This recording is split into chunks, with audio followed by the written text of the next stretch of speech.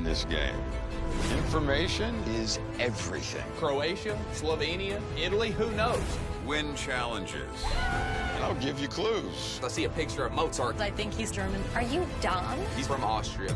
You can team up or fly solo We're in Switzerland. I'm not telling a soul. Let the deceit begin. to win $250,000. The craziest adventure of a lifetime. Answer one simple question. Where the heck am I?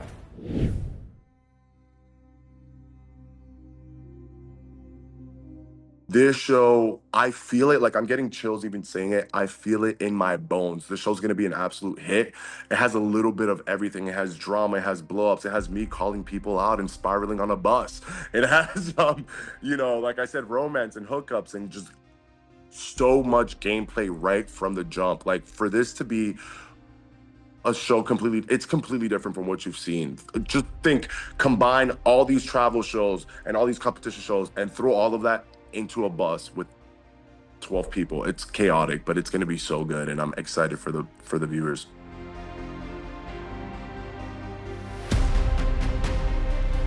I'm kind of an adrenaline junkie. I love adventure. I love traveling, so I was like, check. And I'm pretty fit. I've gotten myself in good shape. Like I said, I've done CrossFit a couple years, so I definitely use my physical strength when it needed to be used. But to be honest with you, this show is way more than that. I come from a show like Big Brother where being physically fit is good. The Challenge, where it's a lot of physical stuff. You're jumping off of buildings, you're in mud pits, you're wrestling. None of that came in handy in here. This was really the hardest experience I've had in my life. So I don't think lifting really plays into me trying to figure out where the hell I'm at. So yeah.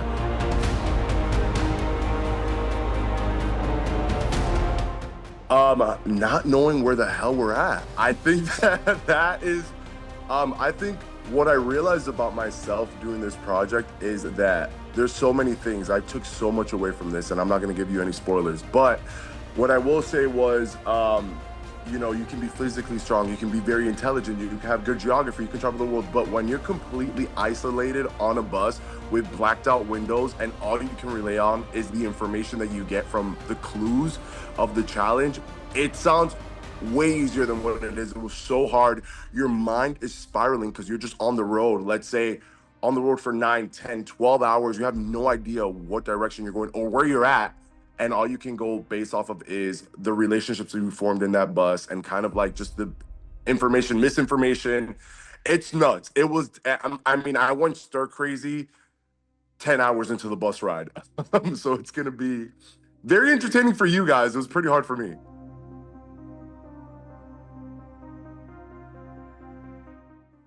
Oh, 100%. I think, listen, the first thing I see when I take off my goggles is this beautiful blue-eyed, brunette. And I'm like, okay, they're obviously trying to set me up here. I'm like, all right, guys, I've been on one too many rodeos. Like, I get it. I described my ideal girl, and then she's sitting across the aisle from me. So, no, but Allie's just an absolute, she's a dime. She's a dime. I think physically, obviously, the girl's gorgeous and she's so beautiful, but I think her personality, Allie's somebody that I'm really excited for you guys to see.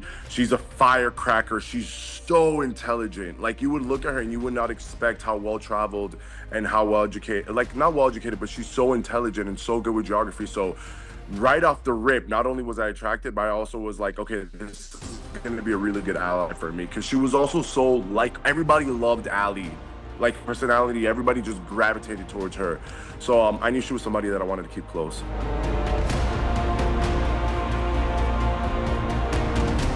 I'm really good at reading people, and I'm really good at, like, my intuition and my gut never lies. And I think I had like 3 words with Biggie, and I was like, okay, this guy's gonna be a threat. So instantly, instead of pushing him away, I was like, I wanna be friends with him. Let me confide in him. Let me build a friendship. Let me build a bond. And I know that in order to gain people's trust, you gotta kind of be open with them. So I think he was the first person I said, I was like, yeah, I've done this before. But I wanted to win over his trust, and I genuinely wanted to work with him and he was like somebody, I'm like, all right, he reminds me of my buddies back home. I can see myself being friends with him. But instantly, I thought Biggie was a threat, but I thought he was going to be somebody that was going to be beneficial to my game, and we would be able to help each other.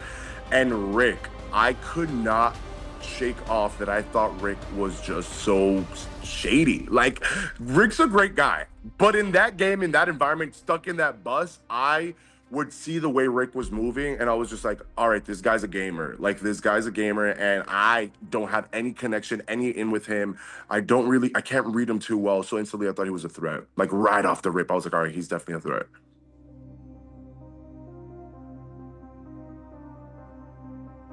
You can't win this game alone. It's impossible. You need relationships. If you don't win the challenges, you need to have allies in there that are going to give you the clues that are going to help you out. So building strong friendships is always key in these games. Definitely being savvy, like geography wise and travel wise and all that stuff. You have to kind of just rely on yourself and trust yourself and trust your gut. Which that was one of the biggest lessons for me, trusting your gut and trusting your intuition. And also just be a bit mad, a bit mental. Like, to live on that bus, you got to be a little bit crazy. I'm sorry. Like, it is so hard just adapting to that environment. 3 days in, I lost my mind. So it definitely being able to adapt to the circumstances and the living conditions, because it was, like I said, I've lived in a bunker in Prague filming the challenge. I've lived in the Big Brother house. This was the hardest, living in that little bunk, sleeping in that little bunk at night, showering in the same shower. I felt I felt trapped. I was claustrophobic. So I think just being able to adapt is huge. And just trusting yourself.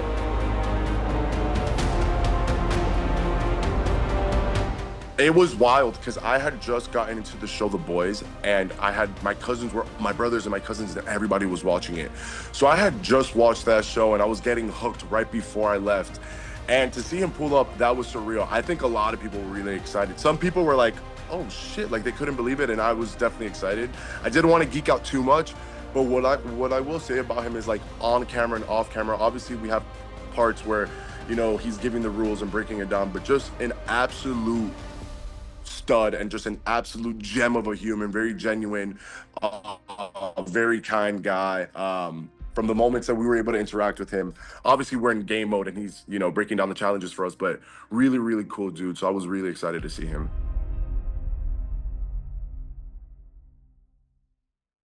I'm 31 now. I just turned 31 this year, and I started this journey when I was 22, 23.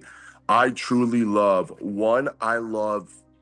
I don't know, there's something about making TV. I love stirring the pot. There's a little bit like where I'm able to get my fix in chaos, and like in my real life, it's very peaceful. It's a lot of love, a lot of, I have my friends and my family and all that stuff, but I like the mess. I like the the chaos. I like the confrontation. My dad says I should have been an attorney. But like in reality shows give me that fix. Call me polarizing, call me problematic. I love a good argument. So every time I do these shows, it's like fun for me to like kind of stir the pot and be messy. So yeah, I'm definitely have no plans of slowing down, but I think for me, right now I'm just such a big fan of, there's two shows that I'm a huge fan of, and that's Traitors and Survivor. I will never do Survivor, but I will definitely take my chance in the castle. So who knows if I'm gonna end up there, but I think they need a little Latin Cuban flavor in there, so we'll see what happens. Wait, but why would you never do Survivor? I just wouldn't survive on an island. Like, I just wouldn't, unless there's unless, I mean, it would be great TV, but I'm the type of person where, I'm a city boy. From Jersey, I live in Miami, I love my city life. I think it would be pure entertainment for the public. I think it would be torture for me. I mean, never say never, right? But I think just an island and me it's a setup for disaster. I mean, it all depends. It all depends. Who knows? I'm not one to say, I would never do that, because I'm definitely an adrenaline junkie and I love adventure. So who knows? We'll see what the future holds.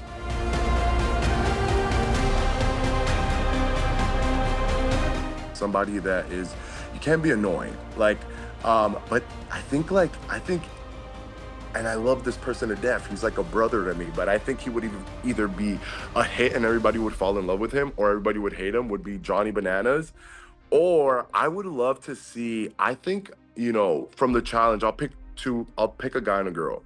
I think from the challenge, I would pick Rachel Robinson, that she just won season 40. She comes from Road Rules. Like, she has experience in this. You know, she's very sociable, very competitive. And I think she would do really well because she's somebody that you just like want to hug and be around and you feel safe around her. And I think she would make really strong relationships. And Johnny also.